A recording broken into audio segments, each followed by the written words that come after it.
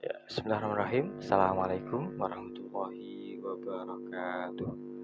Saudaraku, muslimin dan muslimat dimanapun berada, alhamdulillah, salatu wassalam ala rasulillah amma ba'dah. Kembali kita belajar ngaji hadis Nabi Muhammad SAW. Pada kesempatan yang berbahagia ini akan membahas bersama-sama, kita belajar bersama-sama bab makanan dan minuman sehat ala Rasulullah Muhammad SAW. Judul pagi hari ini adalah tentang daging kelinci. Ya, saudaraku muslimin dan muslimat dimanapun berada, sebagai pendahuluan pengantar mengapa daging kelinci ini perlu kita aturkan, apakah ada dalilnya? Ya, benar, tentu saja ada dalilnya. Rasulullah juga menyukai cita rasa daging kelinci. Ya, secara awam kelinci ini adalah binatang ternak yang perkembangannya sangat cepat. Kemudian dagingnya pun terasa nikmat, terasa lezat. Lalu kita ketahui bersama-sama bahwasanya daging kelinci ini adalah daging yang rendah lemak, rendah kolesterol, sehingga baik untuk jantung, baik untuk penderita darah tinggi, aman untuk dikonsumsi.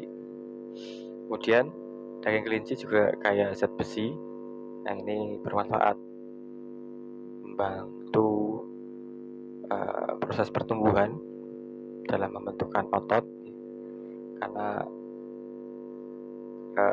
vitamin ini dibutuhkan, dan juga mengandung asam amino esensial yang bermanfaat bagi anak-anak yang masa pertumbuhan, kaya zat besi dan bermanfaat bagi pemulihan kesehatan. Saudaraku muslimin dan muslimat dimanapun berada, di manakah kiranya kita bisa memperoleh daging kelinci untuk kita konsumsi? Nah, ini persoalannya. Ini permasalahannya, daging kelinci ini sebarannya tidak merata atau hanya bisa kita temui di beberapa tempat, utamanya adalah tempat wisata alam.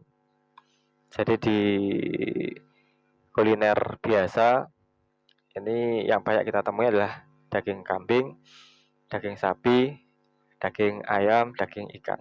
Adapun daging kelinci di pasar-pasar ini langka, kecuali di tempat-tempat wisata.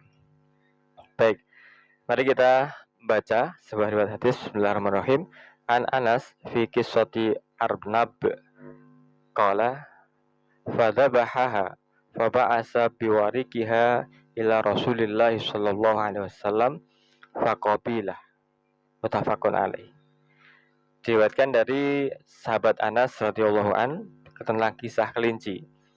Jadi ketika itu sedang dalam perjalanan, kemudian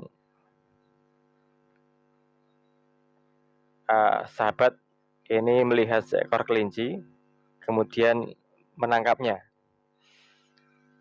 Nah, kemudian ketika waktu istirahat, kelinci itu disembelih dan dibagi-bagi dagingnya, termasuk pangkal pahannya.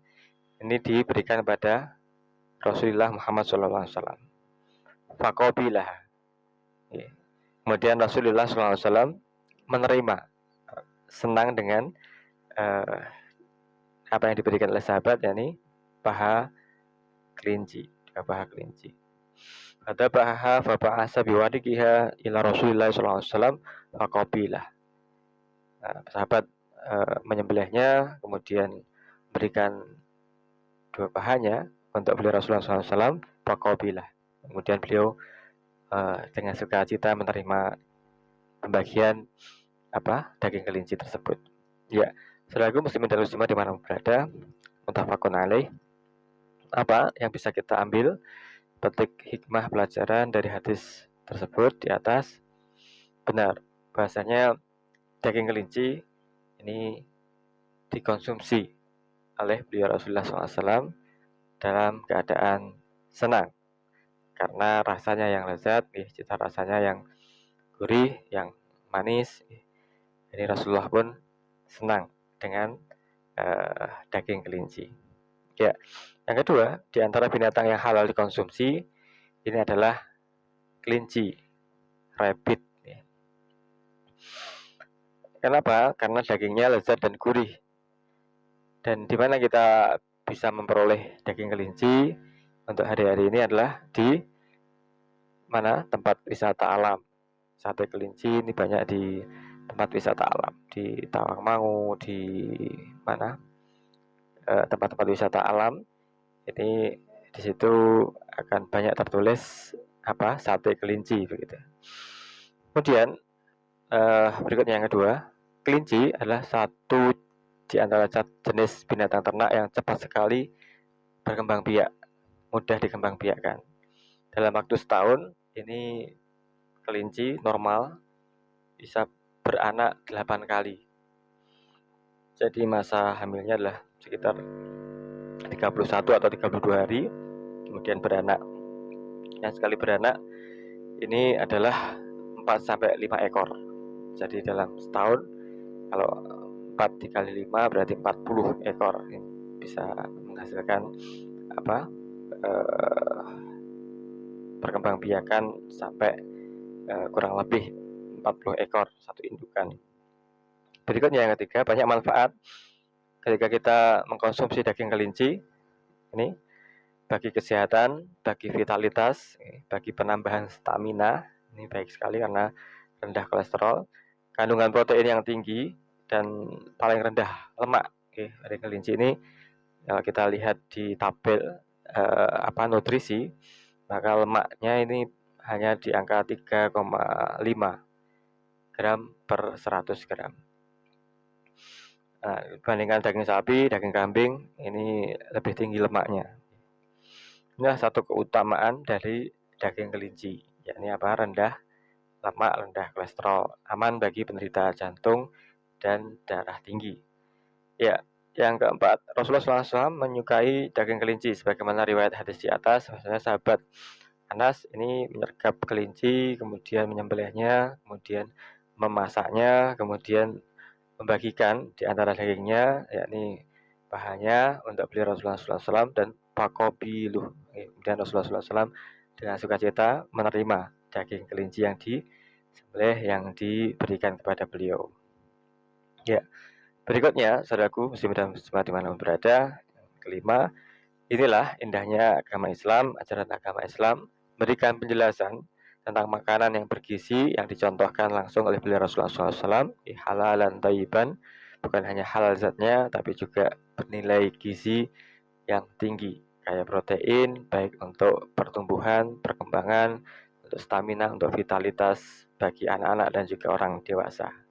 Ya, saudaraku, muslimin dan muslimat dimanapun berada, semoga Allah senantiasa memberikan hidayah inayah kepada kita, keluarga kita, anak keturunan kita untuk dapat menikmati daging yang halal, yakni daging kelinci yang gurih, yang nikmat, yang manis, yang lezat dimanapun kita berada, menambah vitamin gizi kita sehingga kita pun sehat walafiat. Amin ya rabbal alamin. Terima kasih atas perhatiannya. Assalamualaikum warahmatullahi wabarakatuh.